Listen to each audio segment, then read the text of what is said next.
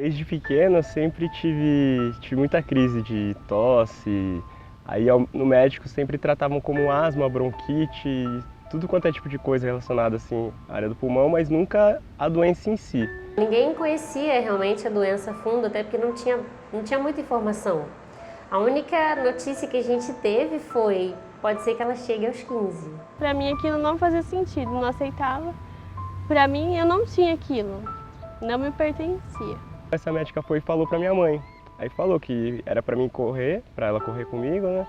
Que eu tinha um dia, um mês, um ano de vida que era uma doença bem grave.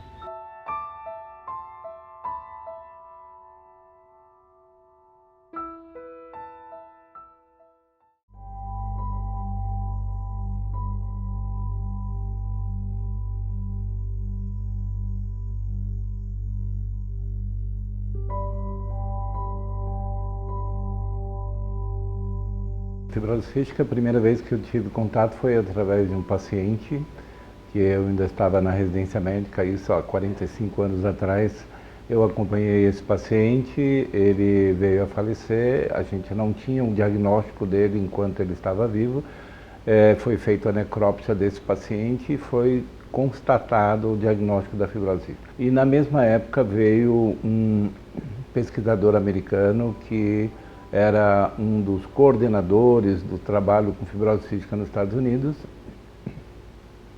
Eu fui assistir a palestra e uma das coisas que ele colocou é que a gente fazia pouco diagnóstico, que na verdade não era só uma doença rara, era uma doença que era pouco diagnosticada. A fibrose cística é uma doença genética, rara e sem cura. Também conhecida como doença do beijo salgado ou mucoviscidose, afeta cerca de 1 a cada 100 mil nascidos vivos.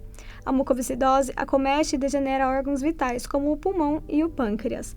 No Brasil, muitos pacientes são diagnosticados com doenças semelhantes e tratados de maneira inadequada. Esse erro causa diminuição da qualidade de vida, podendo levar até mesmo ao óbito.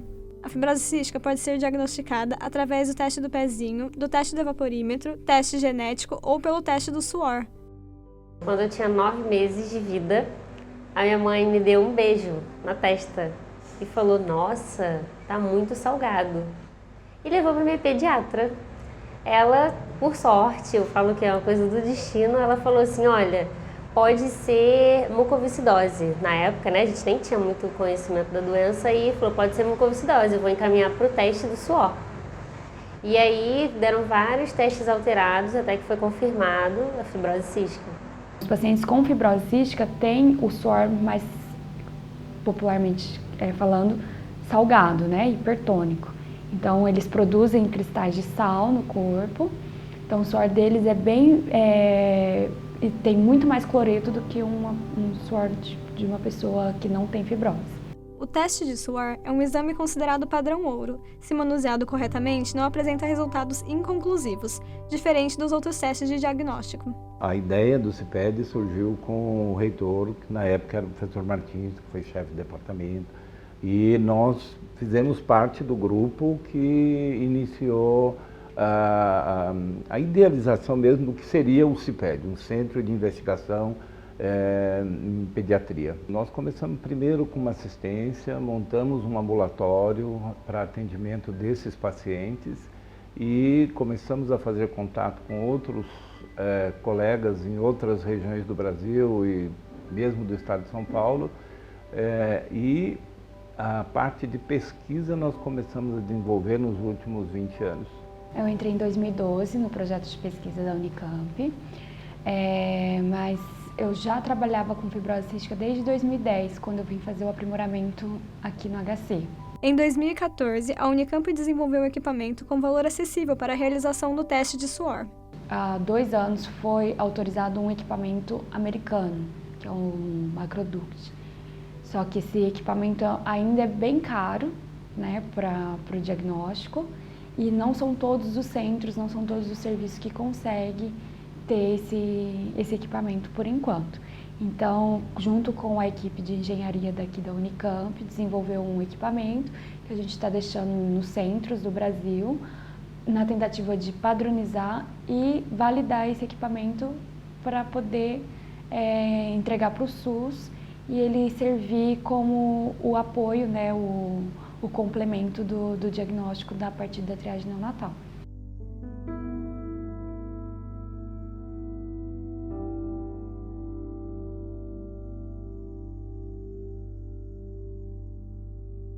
O teste de suor ele é um exame feito com equipamento elétrico. Esse exame é chamado de ontoforese e nós utilizamos um medicamento que chama pilocarpina. A pilocarpina é um estimulador colinérgico que ele vai abrir a glândula de suor. Então a gente vai colocar 2 eletrodos, né, ligados num aparelho, a bateria. Num eletrodo nós colocamos a pilocarpina e no outro eletrodo nós colocamos uma substância rica em H+, né? Porque nós chamamos de uma substância rica em cátions. Então, com a eletricidade que passa entre os eletrodos, vai fazer com que essa pilocarpina penetre na pele, num local específico, e abra a glândula de suor. E a glândula de suor, então, vai produzir uma quantidade maior de suor naquele local.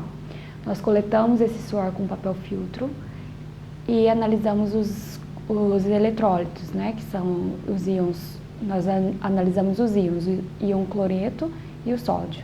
Essa pesquisa envolvendo uma padronização com uma técnica e com uma ferramenta diferente para fazer o diagnóstico da fibrose cística, nós já fizemos no estado de São Paulo, na Unifesp, com um centro de referência da Universidade Federal de São Paulo, na Unesp, em Botucatu, e em Rio Preto.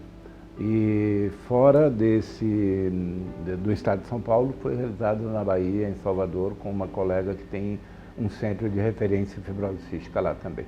No Brasil, existem cerca de 6.700 hospitais. Destes, apenas 33 estão qualificados para diagnosticar a fibrose cística. A região que concentra o maior número de centros de referência em fibrose é o Sudeste, com 12 hospitais especializados, seguido do Nordeste, com 8, Sul, com 7, e Centro-Oeste e Norte, com apenas 4 e 2 hospitais, respectivamente. A Unicamp tem contribuído pelo apoio que nos dá em termos de o hospital, através de ser um centro de referência. Receber esses pacientes, permitir a existência desse centro de referência. Outro, através da farmácia de alto custo, que é anexa ao hospital. Apesar dessa farmácia ser mantida, o fornecimento da medicação pelo Estado, a proximidade da farmácia de alto custo com o ambulatório de assistência é fundamental.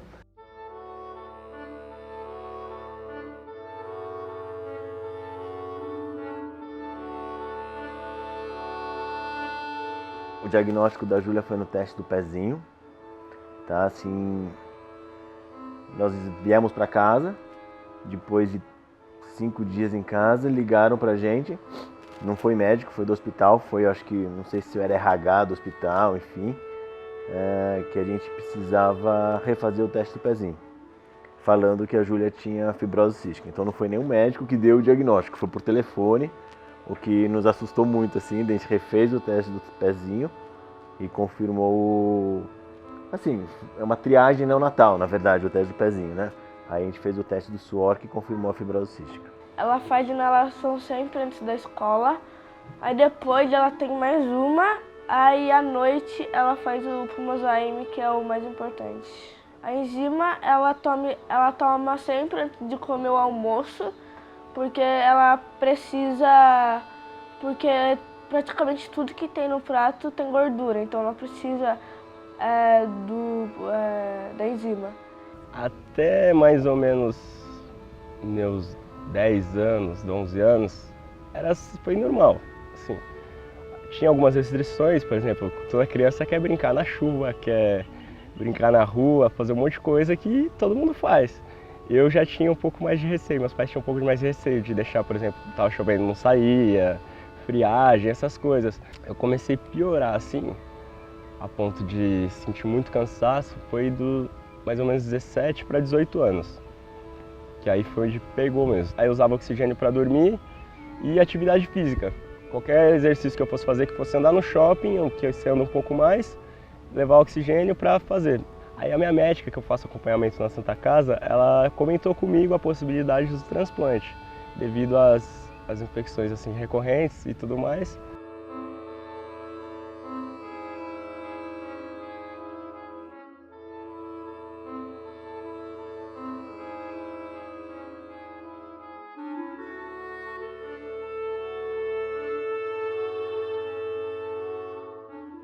Eu estava em casa, foi mais ou menos 7 horas da manhã, me ligaram para eu pro INCOR e teria um possível doador, né? Depois do transplante mudou completamente a rotina, assim.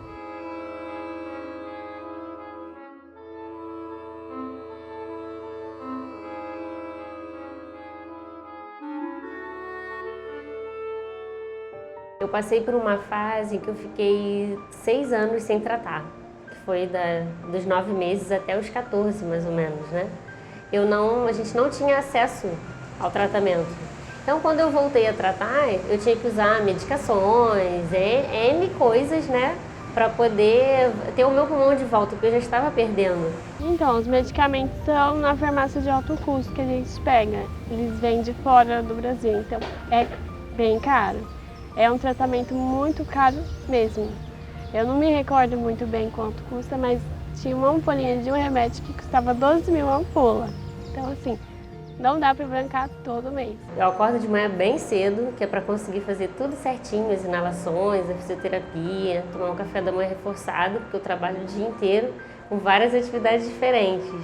A rotina, ela é meio puxada. São 3 inalações durante o dia. Tem mês que são 3 e mês que é uma só, com antibióticos.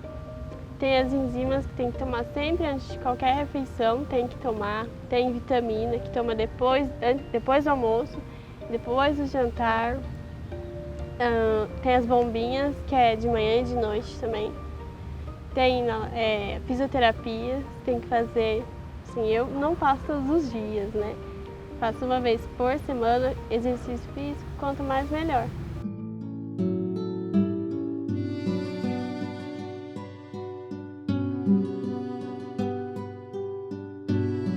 Eu fui bem rebelde com o tratamento. Eu parei o tratamento, não fazia de jeito nenhum, não fazia nada. Tomava só as enzimas porque eu sabia que se eu não tomasse ia ficar ruim. Todos os anos eu internava por conta de não fazer o tratamento. Mas assim, os médicos falavam, mas pra mim, como eu me via normal por fora, no espelho eu me via bem, então eu achava que eu estava bem por dentro.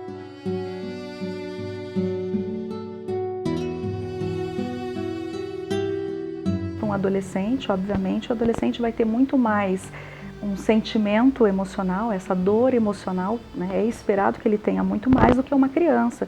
Cada dor emocional, ela dói de uma forma para o indivíduo. Mas, de forma geral, o que a gente percebe na nossa prática, atendendo às demandas emocionais, é que o paciente ele vai ter que aprender a lidar com aquilo que dói e aquilo que muitas vezes, doendo nele, também dói no outro, né? E, voltando a dizer, eu falo de uma dor emocional. Eu decidi contar para o meu professor. Foi a primeira pessoa que eu contei, assim, sem ser a família. E ele ficou, assim, surpreso por conta que eu não aparentava ter. E ele me ajudou bastante, falou que eu tinha que voltar ao tratamento, tudo. Ele foi a primeira pessoa. Daí em diante eu comecei a falar para as meninas da minha sala. E eu percebi que elas não tinham preconceito. Em vez de ter o preconceito de me recusar, de não me apoiar, elas me incentivavam ao tratamento e me ajudando. E eu fui percebendo que se eu falasse ia ser melhor para mim do que eu esconder. Todo mundo fica abalado principalmente para não saber o futuro, né? A gente realmente, isso é o que mais nos aflige, né? Até hoje, na verdade, a gente nunca esquece, a gente pensa todos os dias na fibrose cística. Hoje em dia, 9 horas da manhã eu tomo, sei lá, acho que dá uns 8, 9 comprimidos e 9 horas da noite dá mais uns 4. E acabou, não perco mais tempo com a doença, entendeu? E a vida é normal, levanto de manhã, vou trabalhar, vou pra academia, corro, faço musculação, faço dança, tudo normal, igual qualquer outra pessoa, talvez até melhor do que muitos hoje em dia. Eu digo que eu tenho uma vida normal dentro do possível mesmo, porque eu trabalho, já estudei, eu não deixo de fazer nada, não deixo de sair, eu tenho meu compromisso com o meu tratamento e isso não me atrapalha. E agora eu conto assim para todo mundo que eu posso, tanto para divulgar, falar sobre a importância do tratamento, para ajudar outras pessoas e para me ajudar, porque eu me sinto bem falando sobre e falando o que eu tenho, porque eu, assim, no meu pensar, eu me sinto como se eu estivesse ajudando, porque tem mães que acham que o neném não vai sobreviver. Eu vou ter a criança e a doença vai matar ela, Enfim, aí eu falo, não é assim, com o tratamento você vai conseguir, sua filha vai conseguir ter uma vida normal, só com o tratamento certo, adequado, fazendo tudo certinho.